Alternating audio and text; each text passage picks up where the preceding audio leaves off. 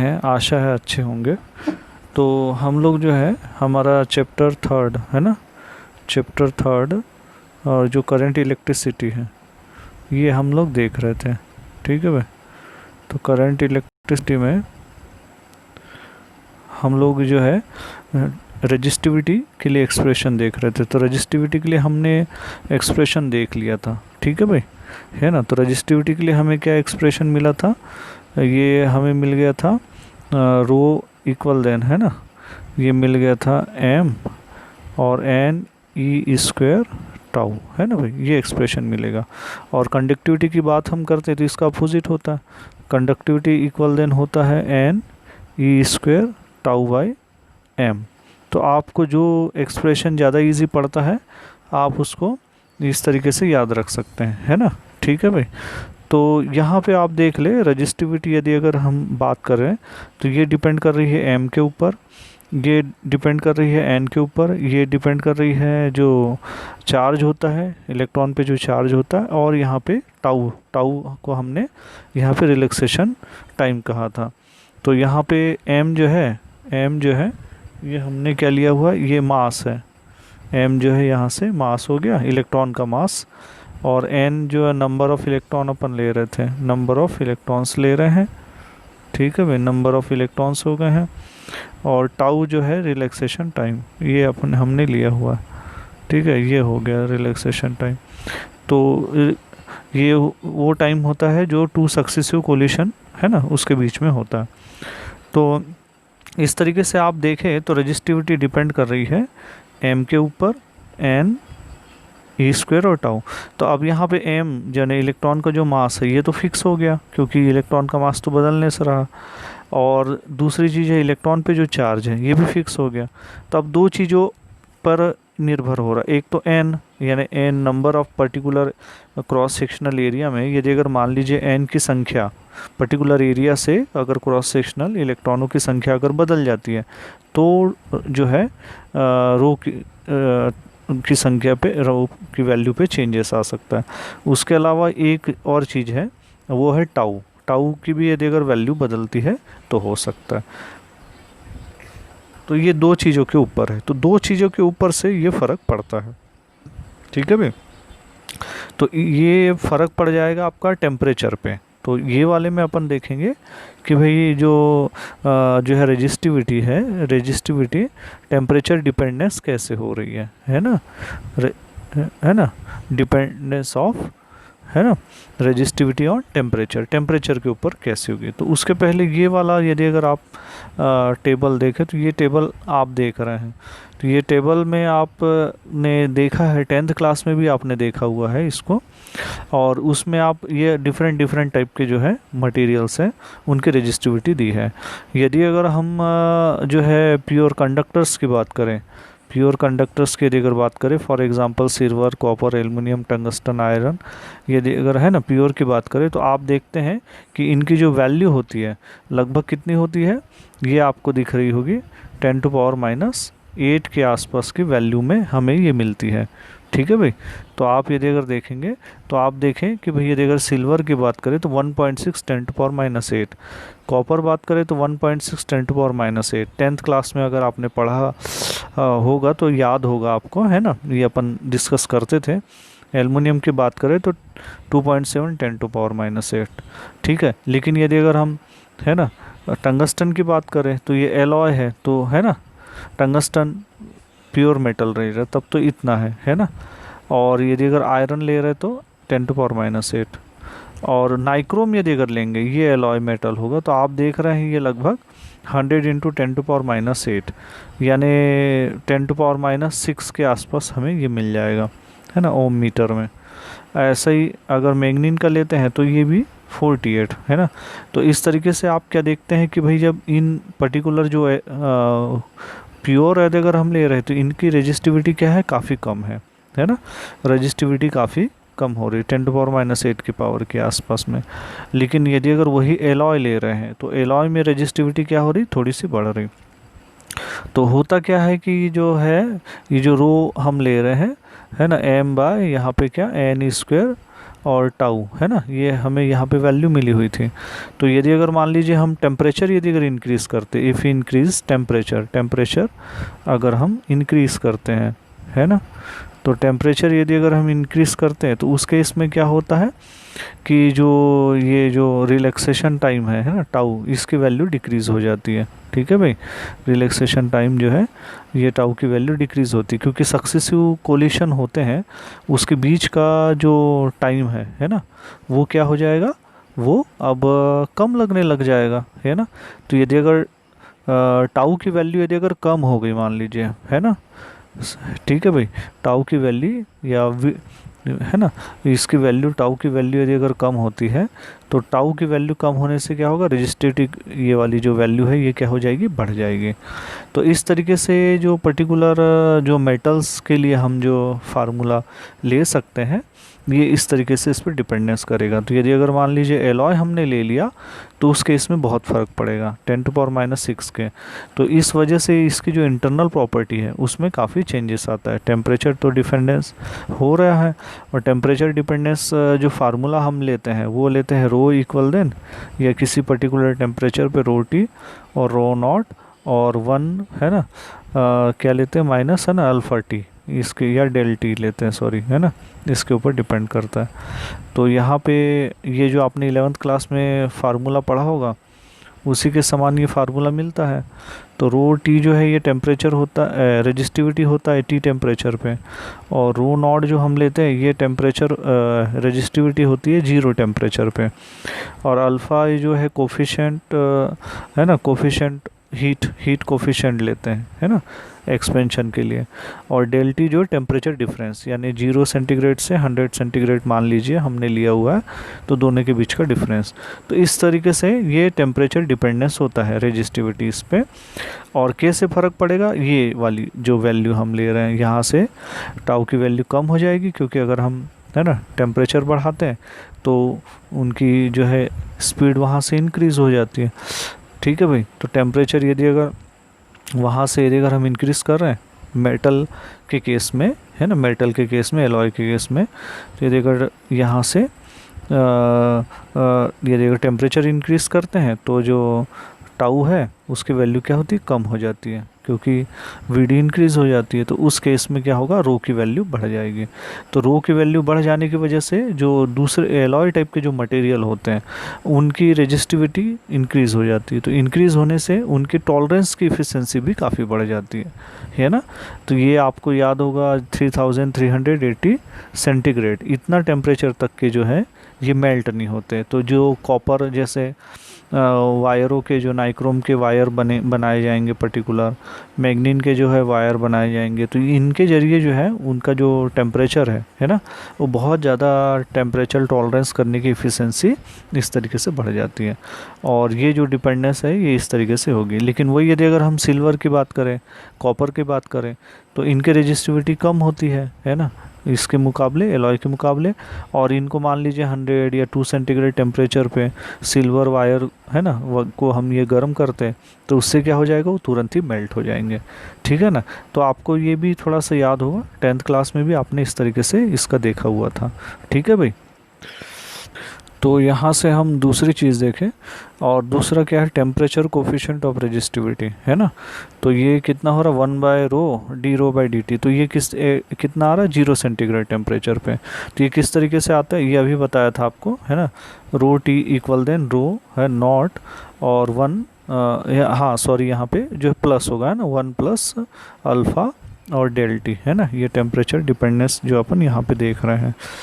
तो यहाँ पे यदि अगर हम क्या कर दें, रो टी ले लें और रो का इधर रो नॉट का मल्टीप्लाई कर देते हैं तो ये हो जाएगा, और प्लस रो नॉट, और यहाँ क्या होगा, अल्फ़ा डेल टी। यहाँ डेल टी क्या टेम्परेचर डिफरेंस है, और रो नॉट तो आपको बताया 0 सेंटीग्रेड पे रेजिस्टिविटी है, रो टी क्या है, टी टेम्परेचर पे रेजिस्टिविटी है।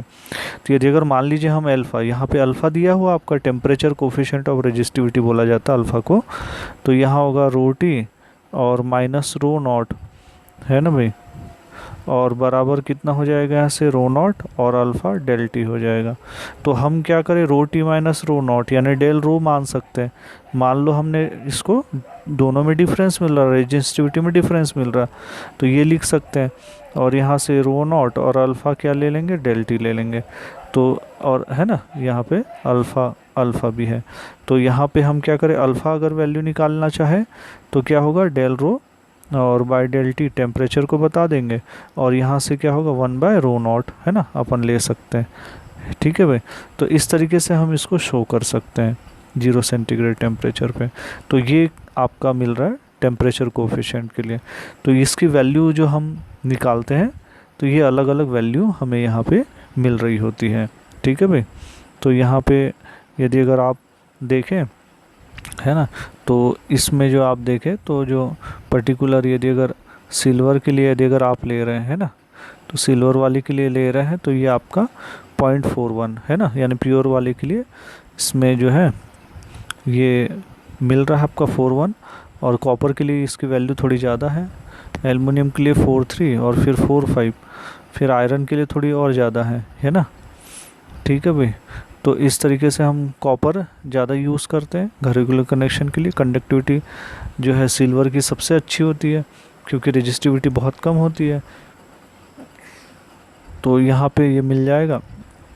अब यदि अगर हम नाइक्रोम की बात करें तो आप देख रहे हैं इसकी वैल्यू ये हमें कम मिल रही है।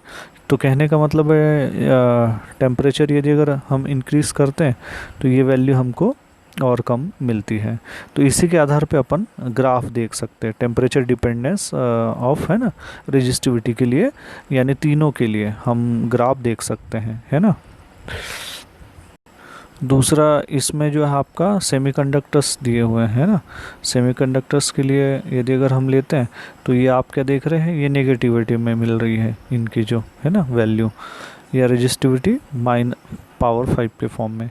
और यदि अगर हम रेजिस्टिविटी इनकी बात करें, insulator pure water glass rubber की, तो ये बहुत ज़्यादा हो रही है ना। इनमें एक तो फ्री इलेक्ट्रॉन्स होते नहीं हैं, और यदि अगर मान लीजिए फ्री इलेक्ट्रॉन कुछ अमाउंट में मिलते भी हैं टेम्परेचर इंक्रीज़ करने पर, तो भी इनकी रेजिस्टिविटी क्या होती है, बहुत ज़्यादा हायर होती है। तो इसके हिसाब से हम ग्राफ देख सकते हैं टेम्परेचर के हिसाब से, और ये जो रेजिस्टिविटी की वैल्यू है उसके हिसाब से। तो यहाँ से आप जो है 3 ग्राफ देख रहे हैं। ये जो पहला वाला ग्राफ यदि अगर आप देखें तो पहले वाला जो ग्राफ और जो फिगर है ना, ये बना हुआ है, ये बना हुआ है आपका टेम्परेचर के साथ में, रेजिस्टिविटी के साथ में, ये वैल्यू के साथ में। और ये किसके लिए दे रहा है, कॉपर के लिए। कॉपर यानी ये पर्टिकुलर जो है ये मेटल के लिए अपन ये कह सकते हैं, है ना। ठीक है भाई, तो ये इस तरीके से हमको मिलेगा पर्टिकुलर मेटल वाले के लिए। तो आपने देखा था कि उनकी रेजिस्टिविटी जो है ये कम होती है। ठीक है भाई, तो कहने का मतलब यदि अगर हम टेम्परेचर इंक्रीज़ कर देते हैं तो उसके हिसाब से रेजिस्टिविटी क्या होगी, बढ़ती जाएगी। तो इस तरीके से ये इंक्रीज़ होती है, यानी कम टेम्परेचर पे ये है ना रेजिस्टिविटी ये ज़्यादा मिलने लग जाती है। ठीक है, दूसरा वाला यदि अगर हम जो है ग्राफ की यदि अगर बात करें तो दूसरा वाला ग्राफ हमें ये इसके लिए मिलता है, और वो क्या है, ये आपका ये जो है एलॉय के लिए हम ले सकते हैं। तो ये आपका रोटी है ना, मान लीजिए कि पर्टिकुलर टेम्परेचर पे है, और नाइक्रोम के लिए ले रहे हैं एब्सोल्यूट टेम्परेचर के हिसाब से। तो इस तरफ टेम्परेचर बढ़ रहा है, मान लीजिए 800 ये ले रहा है, तो इनमें रेजिस्टिविटी क्या हो रही, ये ज़्यादा मिल रही है, उनके कंपेयर में ज़्यादा मिल रही है। और ये जो है इस तरीके का ग्राफ मिलता है ना। इस तो पर्टिकुलर जो वैल्यू है ये 0 से न मिल के पहले ही इनके रेजिस्टिविटी हमें कुछ ज़्यादा मिलती है। और इस तरीके से टेम्परेचर यदि अगर इंक्रीज़ कर जाते हैं है ना, तो भी रेजिस्टिविटी में है ना ये कोई बहुत ज़्यादा इस तरीके से चेंजेस नहीं होता, ये इंक्रीजिंग होते चले जाता है। ठीक है, क्योंकि इनकी रेजिस्टिविटी ज़्यादा होती है। और उसके बाद वाला यदि अगर हम उसके बाद वाला ग्राफ देखें तो उसका बाद वाला ग्राफ जो है ये हमारा सेमीकंडक्टर्स के लिए बना हुआ। तो सेमीकंडक्टर में क्या होता है कि यदि अगर इसमें रेजिस्टिविटी है ना, यदि अगर ये टेम्परेचर ले लिया जाए और रेजिस्टिविटी की बात करें तो आपने देखा था नेगेटिव में मिली हुई थी, है ना, वैल्यू जो है अभी हमने ग्राफ में देखा था नेगेटिव में वैल्यू। तो कहने का मतलब यदि अगर हम टेम्परेचर इंक्रीज़ करते हैं तो उस केस में उनकी रेजिस्टिविटी क्या होती है, कम होती जाती है। तो इस तरीके से हमको ग्राफ मिलता है। तो ये क्लियर हो गया। जो डिपेंडेंस आपने देखा था रो टी इक्वल देन रो और 1 प्लस है ना अल्फ़ा है ना डेल टी, है ना, जहाँ डेल टी तो टेम्परेचर डिफरेंस आप लेते हैं। ठीक है भाई, क्लियर है। इसके बाद में हम एक और इम्पॉर्टेंट छोटी सी डेफिनेशन देखते हैं और वो कहलाती है मोबिलिटी, है ना, मोबिलिटी ऑफ इलेक्ट्रॉन। इलेक्ट्रॉन की मोबिलिटी किस तरीके से हम ले सकते हैं। तो ये जो इलेक्ट्रॉन की मोबिलिटी है इसको पर्टिकुलर सिंबल जो है म्यू है ना ई से ये शो किया जाता है। और इसको कैसे दर्शाया जाता है, इसको दर्शाया जाता है वी डी बाय जो ई। वी डी क्या है, यहाँ पे आपको बताया था ड्रिफ्ट स्पीड, है ना, ड्रिफ्ट स्पीड या ड्रिफ्ट वेलोसिटी ऑफ इलेक्ट्रॉन जो अपन ने लिया था, ड्रिफ्ट स्पीड या ड्रिफ्ट वेलोसिटी ऑफ जो इलेक्ट्रॉन लिया था। और यहाँ से ई क्या लिया हमने, इलेक्ट्रिक फील्ड लिया हुआ है। तो कहने का मतलब है पर यूनिट इलेक्ट्रिक फील्ड यदि अगर कहीं पे अप्लाई किया जाता है, मान लीजिए इलेक्ट्रॉन जो है ये है किसी पर्टिकुलर वायर में या किसी भी चीज़ में या, है ना, तो उस केस में यदि अगर मान लीजिए इलेक्ट्रॉन पे ये चार्ज तो नेगेटिव हो गया और इलेक्ट्रिक फील्ड यदि अगर लगा दिया गया मान लीजिए पॉजिटिव और नेगेटिव, तो उस केस में क्या होगा, इलेक्ट्रॉन इस और ड्रिफ्टिंग लेंगे, है ना, ये ऐसा था। तो इस तरीके से यदि अगर हम कहें कि पर यूनिट इलेक्ट्रिक फील्ड, जो इलेक्ट्रिक फील्ड यहाँ पे लगाया गया है उसके रिस्पेक्ट में जो इलेक्ट्रॉन का ड्रिफ्टिंग होगी या स्पीड होगी, ये जो हम लेंगे ये कहलाता है आपका मोबिलिटी ऑफ इलेक्ट्रॉन। तो अब इसमें क्या ध्यान दें कि ये जो हम यदि अगर हम बात करें, यदि अगर कंडक्टर्स के लिए या मेटल्स के लिए यदि अगर हम बात करते हैं तो उस केस में क्या होते हैं, ये केवल इलेक्ट्रॉन्स होते हैं। लेकिन आयनाइज्ड गैस की यदि अगर हम बात करें तो उस केस में जो आपके जो प्लस चार्जेस होते हैं और जो इलेक्ट्रॉन्स होते हैं ना आयंस के फॉर्म में, ये दोनों अवेलेबल होते हैं। तो कहने का मतलब है ये फार्मूले को हम प्लस और माइनस दोनों वाले के लिए इस्तेमाल करते हैं। और दूसरा जैसे सेमीकंडक्टर्स होते हैं तो उसमें भी जो है हम जो इलेक्ट्रॉन है और जो होल है उसका कंसेप्ट लेके चलते हैं। वहाँ पे इलेक्ट्रॉन होल का कंसेप्ट काफ़ी ज़्यादा मजबूत होता है। इस वाले में भी हम मानते हैं कि भाई जब इलेक्ट्रॉन मूवमेंट कर गया किसी मेटल के वो तो वहाँ जो पर्टिकुलर ऑर्बिट है, शेल है, वो खाली हो गया। तो कहने का मतलब है पॉजिटिव जो चार्ज है उसका भी मूवमेंट हुआ। तो यहाँ से तो ये हो जाएगा। अब यहाँ से और दूसरा फार्मूला भी अपन ये देख सकते हैं। अब यहाँ पे आपने देख लिया कि भाई जो म्यू डी है ना जो ले रहे मोबिलिटी ऑफ जो इलेक्ट्रॉन के लिए, तो यहाँ पे हमें मिल गया वी डी बाय जो ई लिए थे। बट वी डी यानी ड्रिफ्ट जो वेलोसिटी के लिए या ड्रिफ्ट स्पीड के लिए आपने जो फार्मूला निकाला हुआ था पिछले वाले इसमें, तो वी डी इक्वल देन आपने क्या निकाला था, ई है ना, और टाउ बाय क्या निकाला था, एम आपने निकाला हुआ था। ठीक है भाई, ये फार्मूला आपने निकाला हुआ था। तो हम ये वैल्यू यहाँ पुट कर देते हैं। तो देयरफॉर ड्रिफ्ट स्पीड कितनी मिल जाएगी जो इलेक्ट्रॉन की, या ड्रिफ्ट वेलोसिटी यदि अगर हम कहें, है ना, तो सॉरी मोबिलिटी ऑफ इलेक्ट्रॉन्स कितनी मिलेगी। तो ड्रिफ्ट स्पीड तो हमें है ई और टाउ बाय यहाँ से एम ले लिया और पहले से ई है तो यहाँ ये कैंसिल आउट हो गया।